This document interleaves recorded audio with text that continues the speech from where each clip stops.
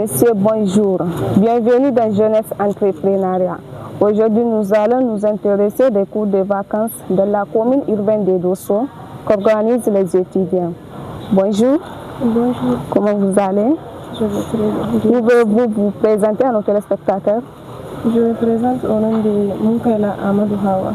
Je suis une étudiante à l'université Abdelmoumene de Niamey. Bonjour Hawa. Bonjour. Quel est l'objectif des cours de vacances? L'objectif principal de ces cours de vacances n'est rien d'autre que l'amélioration des niveaux des élèves et ça s'organise depuis le CI jusqu'en terminale.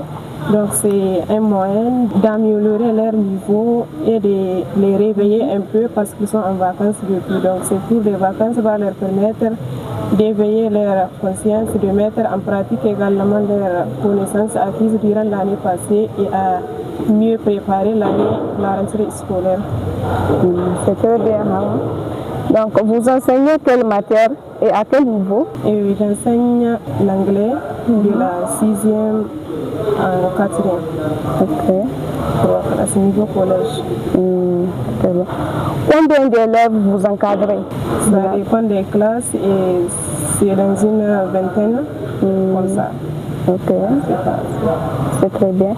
Combien ça coûte pour un parent? C'est par mois ou par matière? Bon, la formation est gratuite, c'est juste des frais d'inscription, comme l'a dit déjà le SG. Oui. C'est seulement 1000 francs les frais d'inscription. Exactement. Hawa, vous dites que vous donnez des cours, n'est-ce pas?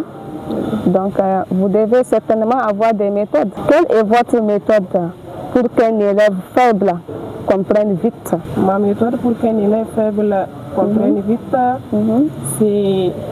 ça commence d'abord par la motivation. Oui. Parce que tout d'abord, il faut motiver, quel que soit l'élève, quel que soit ce qu'on fait dans cette vie, il faut avoir de la motivation, l'amour de ce qu'on veut faire. Oui. Alors, ma méthode simple pour amener les élèves faibles à comprendre vite, c'est de les motiver et les faire comprendre qu'ils peuvent aussi comprendre comme les autres élèves.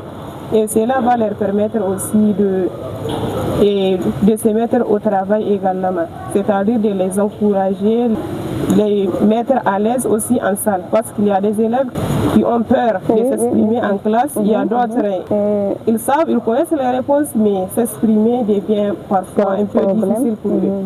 Alors, à ces élèves, on les apprend à prendre parole en public, à prendre parole devant leurs camarades et à ne pas les faire intimider. Par exemple, même si l'élève commet une erreur, et on l'encourage quand même et on lui fait croire qu'il est sur la bonne voie, mais en le corrigeant de manière indirecte ou autre, juste pour les mettre sur la bonne voie. Ok. C'est ça. Donc, la plus grosse difficulté que vous rencontrez avec un élève, c'est quoi réellement? Bon, la plus grosse difficulté, souvent, il y a des élèves qui ne sont pas du tout respectifs. Il y a des élèves qui ne restent pas tranquilles en classe. Il y a d'autres aussi, ils n'ont pas l'esprit au cours. Alors, vous savez très bien, c'est difficile de un élève qui n'a pas l'esprit en salle ou bien qui ne suit pas, qui a l'esprit ailleurs. Oui. C'est un peu difficile de le faire revenir en salle et le faire, comment dirais-je, comprendre ce qui se passe. Donc, c'est une difficulté aussi et au regard des élèves. Oui, c'est très bien. Vous pensez continuer dans l'enseignement après votre diplôme? Bien, effectivement, et c'est ma carrière. L'enseignement, c'est un métier noble. Je l'ai choisi juste après le bac. J'ai choisi la faculté de l'école normale supérieure Abdelmoumene de Niamey et c'est là où on forme les enseignants, pédagogues également. Alors, je suis appelée à bien étudier et à bien maîtriser la fonction enseignante. Alors, c'est seulement mon métier et c'est ce que je compte faire pour servir mon pays, Inch'Allah. Inch'Allah, si Dieu le veut, Inch'Allah. Donc nous sommes à la fin, vous avez un message à lancer à l'endroit des élèves, aux parents d'élèves? Bon, le message que j'ai à envoyer à l'endroit des parents d'élèves et aux élèves, et je crois que pour ou bien juste après l'inscription d'un enfant à l'école, la suivi doit être la première des choses que les parents doivent faire. Alors quand on inscrit son élève et son fils ou bien sa fille à l'école, il est nécessaire de suivre ce qui se passe à l'école. Exactement. Cela veut dire chaque matin, après le cours, les parents d'élèves doivent vérifier ce que les enseignants sont en train de les enseigner. Voir est-ce que l'enseignement ça passe ou ça passe pas. Essayer de comprendre aussi si son enfant arrive à bien maîtriser ou bien à comprendre c'est pourquoi il a été inscrit. C'est ça que beaucoup de parents ne font pas. Voilà. Donc vraiment, je crois que les élèves aussi, c'est les vacances, c'est un mois seulement, mais avec tout ça, les élèves aussi doivent mettre du sérieux. Parce qu'il y a des élèves qui font ce cours de vacances rien que juste parce qu'ils sont motivés. L'autre, mon ami, s'est inscrit, donc moi aussi, je vais aller m'inscrire.